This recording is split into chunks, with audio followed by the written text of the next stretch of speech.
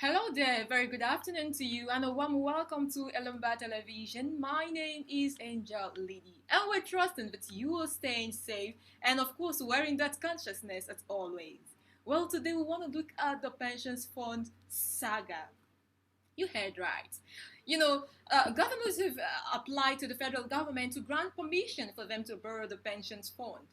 Now the question is, why is there so much interest in the pensions fund? I would do a reminder so you'd remember why I'm saying why is the interest so much on the pensions fund. Recall that 11 months ago, governors and federal government contemplated, you heard right, they contemplated borrowing 2 trillion naira from pensions fund to fix roads, rails, and others. Well, that was in over 11 months ago. And then it happened again sometime in 2019 that they wanted also to borrow, 2018 rather, they wanted to borrow funds as well. And the question is it justified? Now, it's not like, okay, it's one big deal, but Nigeria, people are having the fears. Like, if this money is touched, if this money is tempered, it may never come back. Well, those are assumptions, right? Until it happens, then we would know and confirm. Okay, let's take a stroll to Twitter and see what people are saying about this one move by government. I'll share the screen with you so you would see for yourself what people are saying, the reactions that people that's coming from this particular move by the governors. Okay, just in a moment, and you'll have this going. So here we go. This is coming from Ayodele Okunfolami. He says governors that don't pay pensions want to borrow from pensions fund. Yeah. And we go forward. You see, this one says governors want to borrow pensions fund. Ha!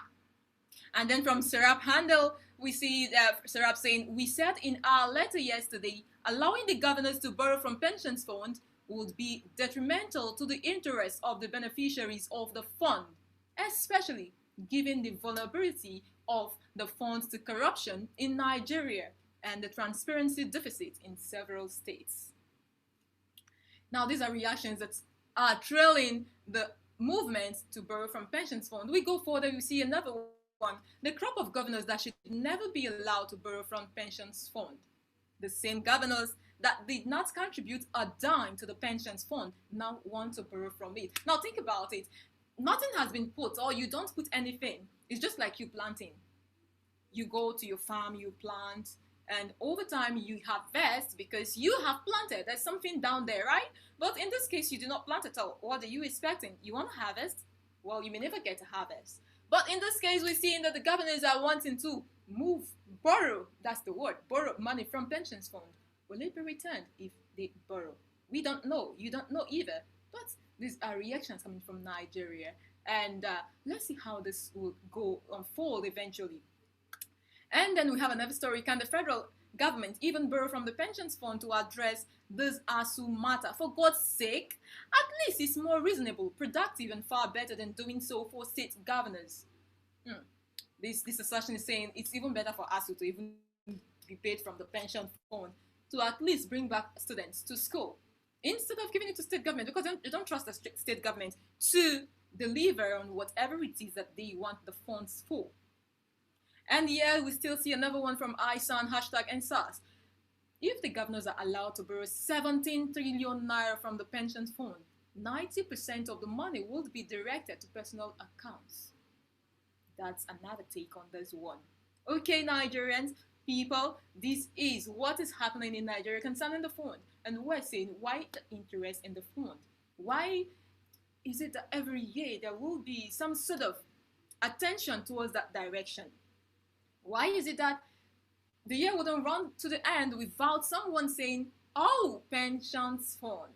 Well, as time goes, we will get to know the details, and of course, we'll bring it to you as soon as we get that information. You're still listening to Elumba Television. Yes, you're viewing Elumba Television, and right here is Angel Lady. And like we do, we'll give you a rundown of what's happening, what's trending, what's making headlines. We'll tell you all of that and give you details as well. So come with me as I take you all the way to what we have for you today on our news site. Remember, you can also subscribe to our YouTube channel to get information and turn on the notification so you'll be the first to know whenever we come here live. And also follow us on Instagram, like our Facebook page. Most importantly, see us live on YouTube by subscribing to our YouTube channel and turning on notification.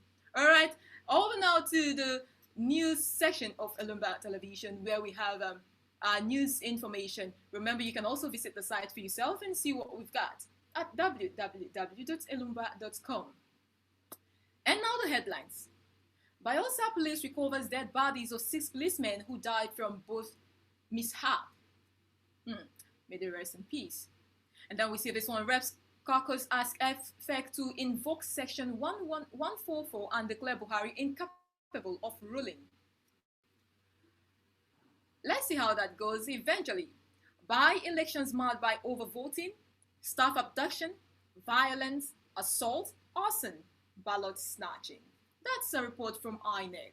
And let's look at some more stories that we've got here on our news section. Lagos-Ibadan rail line begins commercial operations. Afe Babalola, we need new constitution in Nigeria. No room for violence. Protests gathering in Lagos. Alleged 1.6 billion naira oil fraud caught at John's trial of Omokore and others. We must not allow selfish people with greedy interests destroy Nigeria. All right, these are stories that you can access on our site. Okay, so let's quickly tell you details of some other stories that we have for you.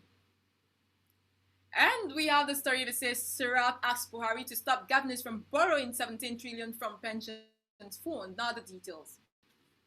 Socioeconomic Rights and Accountability Project, Serap, has sent an open letter to President Muhammadu Buhari urging him to use his good offices and leadership position to urgently instruct the Director General and Board of the National Pensions Commission, NPC, to use their statutory powers to stop the 36 state governors from borrowing and or withdrawing 17 trillion naira from the pensions fund purportedly for infrastructural development.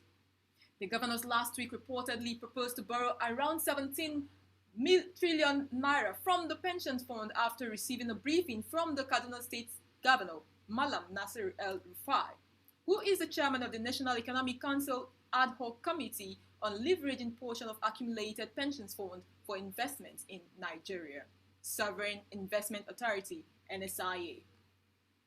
But in a letter dated 5th December 2020 and signed by Serap Deputy Director Kolawole Oluwadare, the organization said allowing the governors to borrow from pensions fund will be detrimental to the interests of the beneficiaries of the fund, especially given the vulnerability of pension funds to corruption in Nigeria and the transparency and accountability deficit in several states. Serap said it is patently unjust and contrary to the letter and spirit of the Nigerian Constitution 1999 as amended, the Pension Reform Act and the country's international anti-corruption and human rights obligations for the federal government and state governors to repeatedly target pension funds as an escape route from years of corruption and mismanagement in ministries, departments, and agencies. Serap expressed serious concern that the proposed borrowing by the 36 state governors from the pension fund would lead to serious losses of retirement, savings of millions of Nigerians. The letter copied to the Attorney General of the Federation and Minister of Justice, Mr. Abubakar Malami San, read in part, this proposed borrowing faces the risk of corruption and mismanagement and would ultimately deny pensioners the right to an adequate standard of living and trap more pensioners in poverty. Rather than devising ways to address pensioner poverty, governments at all levels seem to be pushing to exacerbate it. Allowing the governors to borrow money from pension funds would amount to a fundamental breach of constitutional provisions, the Pension Reform Act, and Nigeria's international obligations, as well as the fiduciary duties imposed by these legal instruments on all public officers to prevent pension funds from unduly risky investment and to ensure transparency and accountability in the management of pensions fund. We will be grateful if your government would indicate the measures being taken to instruct the NPC to stop the 36 state governors from borrowing and withdrawing any money from the pension funds within 14 days of the receipt and or publication of this letter. If we had not heard from you by then as to the steps being taken in this direction, the registered trustees of SERAP shall take all appropriate legal actions to compel your government to implement these recommendations in the interest of millions of Nigerian pensioners. It would also be very difficult to hold state governors to account for the spending of pension funds, as states have persistently failed to account for the spending of public funds, including security votes. Transparency is a key instrument in the spending of any pension fund investment, as it is necessary to ensure the accountability of the funds. However, several states routinely claim that the Freedom of Information Act is not applicable within their states. Pensions funds should not be used to make up for the failure of government at all levels to cut the cost of governance, and the persistent refusal to reduce wastage and corruption in NDAs, as well as failure to obey court orders to recover life pensions collected by former governors and their deputies, and public funds collected by corrupt electricity contractors who disappeared with the money without executing any power projects. Many state governors have repeatedly failed to pay tax workers' salaries and pensions. Several states are failing to pay contributory pension, therefore allowing state governors to collect a windfall of pension funds at the expense of pensioners who continue to be denied the fruit of their labor will amount to double jeopardy. Fiduciary duties require public officers to ensure that pension funds are managed solely and exclusively for the benefit of pensioners and to consider the socio-economic and human rights impacts of pension investment decisions on the intended beneficiaries. Our requests are brought in the public interest and in keeping with the requirements of the Nigerian Constitution 1999 as amended, the Pension Reform Act 2014, and Nigeria's international obligations including under the UN Convention Against Corruption and the International Covenant on Economic, Social and Cultural Rights. Your government has a legal obligation under Articles 1 and 5 of the UN Convention Against Corruption to prevent and combat corruption effectively, to promote integrity, accountability, and proper management of public affairs and public property, including pensions fund. Public confidence and accountability in public administration are instrumental to the prevention of corruption and greater efficiency. Article 10 requires Nigeria to make measures to enhance transparency in its public administration relative to its organization, functioning, decision-making processes, and or other aspects, including pension fund investment. Nigeria has ratified the convention. Under Section 85 of the Pension Reform Act, pension funds and assets can only be invested in accordance with the regulations set by the NPC. Section 100 prohibits mismanagement of diversion of pension funds. Therefore, the proposed borrowing by governors from the pension funds is implicitly consistent and incompatible with the letter and spirit of the Act and with Nigeria's international obligations. Several states have also failed to observe Convention number 29 on forced labor and other international standards on the right of workers to timely payment of salaries and pensions. Borrowing from the pensions fund is also implicitly inconsistent with right to work recognized by various ILO instruments and Article 6 of the International Covenant on Economic, Social and Cultural Rights, to which Nigeria is a state party. The right to work is essential for realizing other human rights and forms an inseparable and inherent part of human dignity. The governors cannot, on the one hand, fail to pay workers' salaries and pensions, while on the other hand, proposing to withdraw money from pensions fund. We go over to the next story now. We have, despite calling statewide records show Buhari did better in Borno, Zulu. Let's give you the details. Notwithstanding recent killings of farmers and other attacks, statewide records on the 27 local government areas since 2011 indicates clearly that President Muhammadu Buhari has still performed better in handling Borno's security challenges. The state governor, Babagana Umar Zulum, has declared. Zulum stated this on Sunday while addressing Northern elders from the Arewa Consultative Forum in Maiduguri, who were led by chairman of the forum's board of trustees, Ambassador Shehu Malami, and the forum's executive chairman, Chief Audu Ogbe. The forum's visit on Sunday was in reaction to Boko Haram's beheading of over 40 farmers in Zabamari, a farming community in Jere local government area of Borno State. From statewide statistics on affairs in the 27 local government areas since 2011, the fact is that despite the recent happenings in Borno State, the security situation in Borno State and indeed that of the entire northeast sub-region is still far better under Buhari, and this is based on records.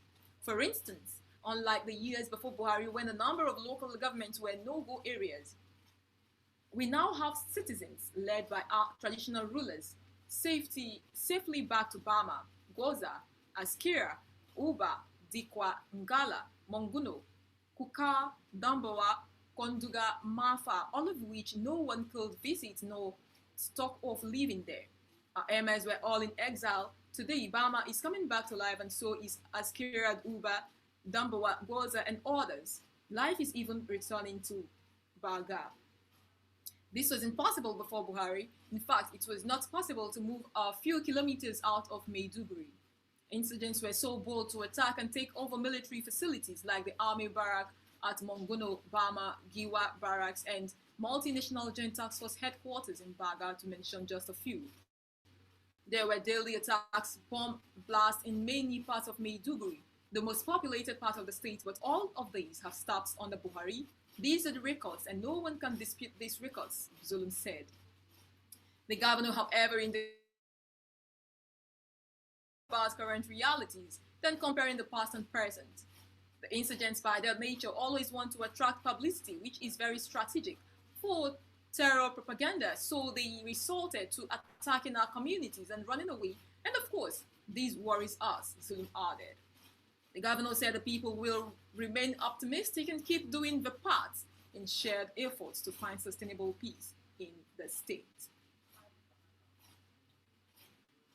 New hashtag #EndSARS. Protesters will be dealt with decisively, Cross River CP warns. Let's get the details. The Cross River State Police has vowed to deal decisively with any person or group of persons who gather with the intent to protest or carry out any procession in the state. In a press release by the Commissioner of Police Abdulkadir Jimo through the Police Public Relations Officer DSP Irene Ugo, on Monday the CP warned that no form of gathering, protest or procession will be allowed. He said the Cross River State Police Command wishes to draw the attention of the general public against any gathering, procession or protest in Cross Rivers, as some unscrupulous individuals or group of persons are planning to embark on another similar destructive and first EndSARS protest that left unsuspecting and law-abiding citizens into repeated one-time destruction in the state. The command has actionable intelligence that certain individuals or groups have concluded plans to entice innocent citizens, especially youths, into their panel protest, which is proposed to commence today, Monday, 7th December 2020, at strategic locations in the state. Consequently, the command wishes to reiterate that the memories of the government of Cross River State's private entrepreneurs and security families still lament in losses recorded on the occasion of the recent EndSARS protesters, which was highly condemned. It's on the above, the Cross River State Police Command therefore cautioned those who might want to hide under EndSARS protest to spark another catastrophic impact with intent to cause chaos in the state. They must refrain from such unprofitable evil venture, as the police and other security agencies will not fold their arms, while individuals or group masterminds another violence and absolute freedom of individuals in the state.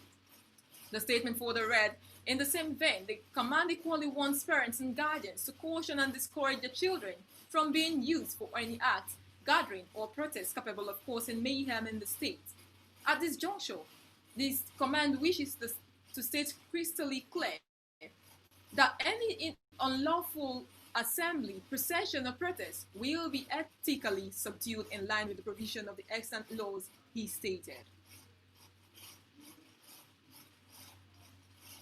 Alright, so this is what we have for you today on Elimba Television. And until we come your way again, we'll say stay safe and be very, very conscious of your environment. And we're wishing you a happy Yuletide season in advance. My name is Angel Lily. Do remember to follow our Facebook page, like our Instagram, and of course, subscribe to our YouTube channel. Until we come your way again, stay safe. Bye now.